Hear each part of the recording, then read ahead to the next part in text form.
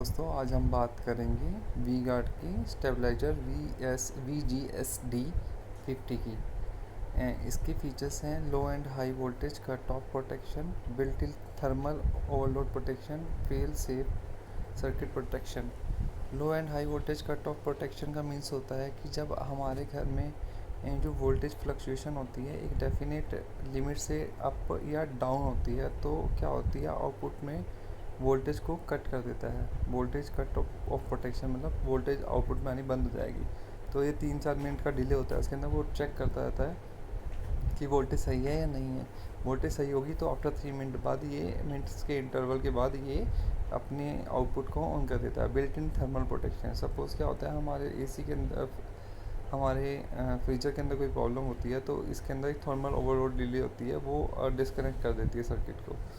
Fail safe circuit protection, यदि हमारे stabiliser में कोई प्रॉब्लम हो जाती है, इलेक्ट्रॉनिक कंपोनेंट में प्रॉब्लम आ जाती है, तो क्या होता है जो नॉर्मल स्टेबलाइज़र होते हैं वो जनरली वोल्टेज को हाई कर देते हैं, जिससे हमारा जो फ्रीजर है वो ख़राब हो सकता है। यदि फेल सेफ सर्किट प्रोटेक्शन का मीनिंग यहाँ पर ये है कि सपोज़ हमारा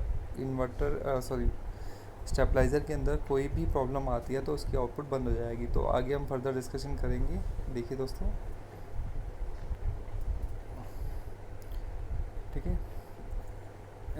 फेल सेफ सर्किट प्रोटेक्शन तो आपको मैंने बता ही दिया था, और इसकी वारंटी है 5 ईयर की, और ये 2 एम्पियर का है। जनरली हमारे जो कंप्रेसर्स होते हैं वो 5-6 एम्पियर लेते हैं, लेकिन जो हमारा इन्वर्टर फ्रिज होता है उसके वो 2 एम्पियर मैक्सिमम लेता है। उस पर लिखा होता है 2 CFL जितनी इलेक्ट्रिसिटी ये कंज्यूम करता है, ठीक है। तो जो इन्वर्टर फ्रिज होते हैं अप टू 300 लीटर, तो उसमें हम VGSD 50 मॉडल यूज़ करते हैं, जो 130 वोल्ट से 290 वोल्ट की वर्किंग रेंज के अंदर काम करता है। आउटपुट उसकी 220 होती है। बट एक्चुअल में क्या होता है कि जब वोल्टेज 130 से कम होगी हो या 290 से अप होगी तो क्या होगा, इसी अपनी आउटपुट को परमानेंट बंद कर देगा। मतलब इसकी ऑपरेशन रेंज से आउट होगी तो मतलब आउटपुट को ये कांस्टेंट करेगा 220 इसके रेंज के अंदर होगी तो ये एक बहुत बड़ी रेंज है मेरे हिसाब से, कि इतनी रेंज जो इंडियन कस्टमर के लिए और क्वालिटी ऑफ पावर के हिसाब से बहुत अच्छी है, और इसकी 5 ईयर वारंटी मिलती है। तो ये बहुत बड़ा टाइम है। 1300-1400 रुपये की रेंज में ये आपको मिल जाएगा। डिस्क्रिप्शन लिंक में हम इसका बाय का लिंक भी दे देंगे। और ये जनरली हम 2 एम्पियर का है तो हम इन्वर्टर फ्रिज के ऊपर यूज़ करते हैं अप टू 300 लीटर तक।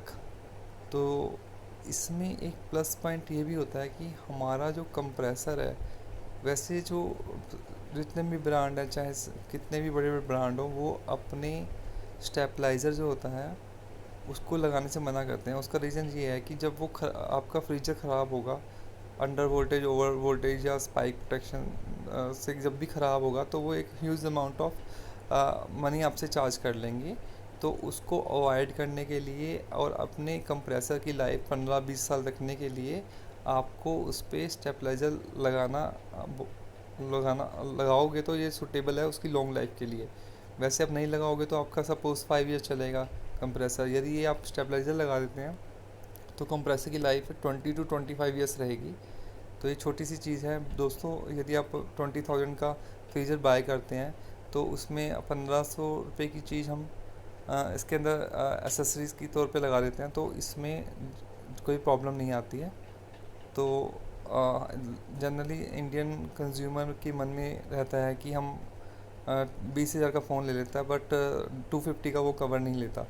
तो वही दोस्तों, ये मेंटलिटी आपको हटानी पड़ेगी। आपको एक बढ़िया सामान के साथ उसकी प्रोटेक्शन के लिए, उसकी सेफ्टी के लिए कुछ अप्लायंसेस एसेसरीज ऐड करनी पड़ती हैं जो लॉन्ग टर्म में बेनिफिशियल होती हैं बहुत ज़्यादा। तो ऐसी वीडियो दोस्तों हम लाते रहेंगे। Kindly like and subscribe our channel for more technical video. Thank you for watching.